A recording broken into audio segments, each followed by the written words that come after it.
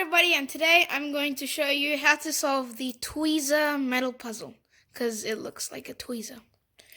So the first step is you have to hold it like this. Notice that these two sides are different because one of them is curved and the other one is straight, and same with the other one. One of them's curved and the other one's straight.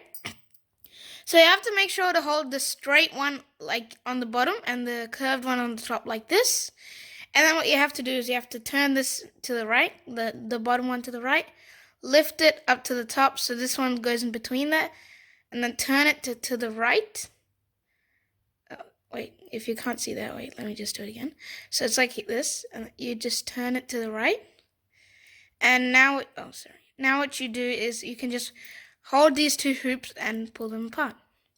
So that is how you take them apart. And to put them back in, you have to make sure that the curved edges, like the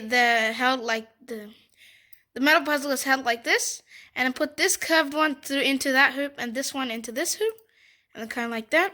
And then turn this side over to this side, like this, and get this down out of there, and that's it.